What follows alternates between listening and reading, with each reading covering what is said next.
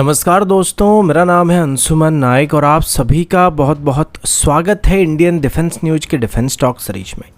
जहां पर हम रोज नए नए डिफेंस अपडेट्स के बारे में बात करते हैं। तो चलिए देर न करते हुए आज की वीडियो शुरू करते हैं।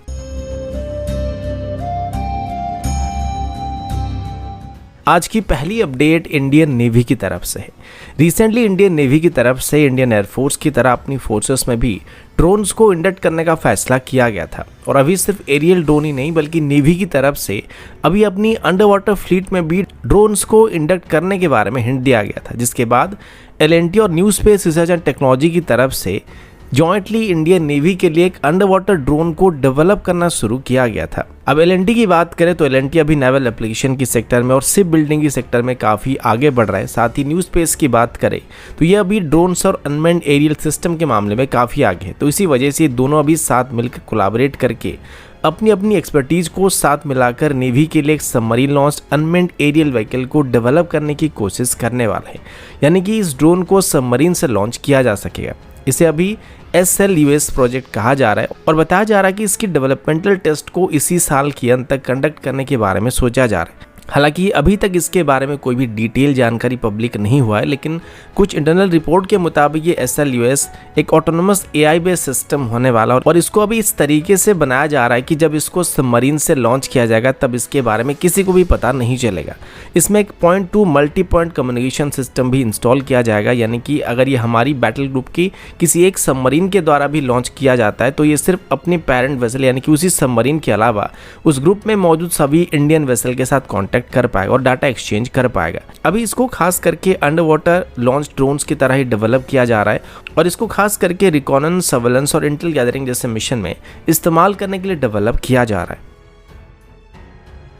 अगला अपडेट इंडियन आर्मी की आर्मर्ड व्हीकल की तरफ से है। कुछ दिन पहले यूनाइटेड स्टेट की तरफ से भारत को अपनी स्ट्राइकर व्हीकल को ऑफर किया गया था, जो कि एक हाईली वर्सेटाइल प्लेटफॉर्म है और इसे ट्रूप्स ट्रांसपोर्टेशन से लेके रिकॉनेंस और कॉम्बैट रोल में इस्तेमाल किया जा सकता है। अभी इंडियन आर्मी की बात करें तो पहले से अपनी तरफ से एग्जिस्टिंग आर्मर्ड व्हीकल को रिप्लेस करने के लिए यानी पुराने हो रहे व्हीकल को रिप्लेस करने के लिए एक टेंडर को फ्लोट किया गया था, जिसमें हम लोग 1750 ने मॉडर्न इन्फेंट्री कॉम्बैट व्हीकल को खरीदने वाले हैं। हालांकि अभी तक इसमें कौन कौन कॉम्पिटिटर हैं ये पब्लिक नहीं किया जा रहा है, लेकिन कुछ दिन पहले ही जब यूनाइटेड स्टेट की तरफ से स्ट्राइकर व्हीकल को इंडियन आर्मी को ऑफर किया गया तो इंडियन आर्मी की तरफ से अभी इसको खरीदने में काफी इंटरेस्ट दिखाया जा रहा है। अब सबसे खास बात यह कि इन व्हीकल को अभी यूनाइटेड स्टेट की तरफ से इंटर्म आर्मर्ड व्हीकल प्रोग्राम के अंदर भारत को ऑफर किया जा रहा है, जिसमें इसको भारत में ही बनाने का ऑफर दिया जा रहा है। तो उस कंडीशन पर इंडियन आर्मी का कहना है कि अगर इनको भारत में बनाया जाता है तो आर्मी इस व्हीकल को खरीद सकता है। अभी इसको लेके ये भी पता चला है कि इन व्हीकल को भी एक्वायर करने के लिए प्रपोजल को भी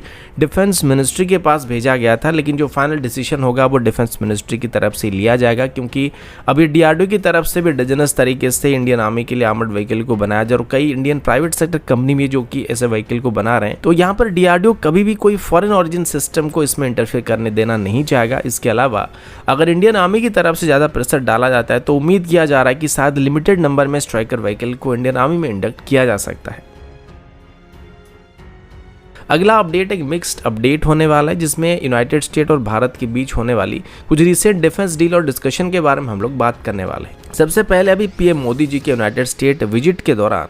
US की तरफ से भारत को कुछ खास ऑफर दिया गया था और भारत को अपनी क्लोज अलाइड कंट्रीज की लिस्ट में शामिल करने के लिए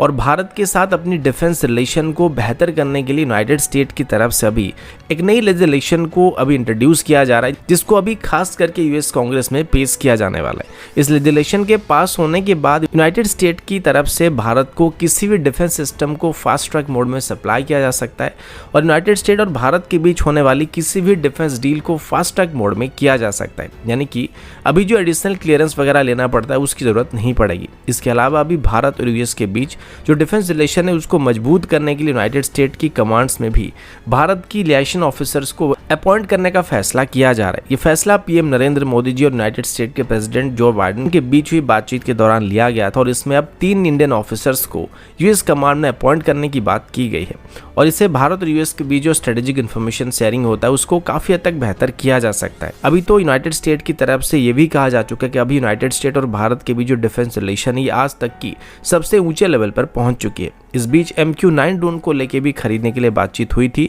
और दोनों देशों के लीडर के बीच इसको लेके बातचीत होने की खबर सामने आई थी, लेकिन ये डील अभी तक फाइनल नहीं हुआ है। अभी तक बस दोनों तरफ से इस डील को आगे बढ़ाने के लिए हिंट दिया गया था, जिसमें पहले जो 30 ड्रोन को खरीदने का फैसला किया गया था उसी को ही आगे बढ़ाने के लिए बातचीत चल रही थी, जिसको डायरेक्ट यूनाइटेड स्टेट भारत को पहले सप्लाई करने वाला था, लेकिन अभी इनको भारत में बनाने के लिए बातचीत किया जा रहा है। बाकी एरो इंजन की बात रही तो HAL की तरफ से भी जनरल इलेक्ट्रिक की तरफ से दिए गए ऑफर में संतुष्टि जताया गया था और अभी 2026 से जनरल इलेक्ट्रिक के इंजन को भारत में मैन्युफैक्चर करने के लिए भारत की तरफ से यानी कि HAL की तरफ से प्लान किया जा रहा है। लेकिन इसमें कितना TOT मिलने वाला और इनिशियली कितनी लोकलाइजेशन होने वाली है, इस पर अभी के लिए HAL की तरफ से कोई भी ऑफिशियल स्टेटमेंट इशू नहीं किया गया। लेकिन 2026 से इनको भारत में बनाया जाने वाला और अभी करीब 91 इंजन को भारत में बनाया जाएगा, क्योंकि इनिशियली जो 8 इंजन था वो HAL को पहले से ही जनरल इलेक्ट्रिक की तरफ से सप्लाई किया जा चुका है और अभी भारत में बनने वाले इंजन की लोकल सब सिस्टम को वक्त के साथ साथ इंक्रीज करने का वादा भी HAL की तरफ से किया जा रहा है, लेकिन अभी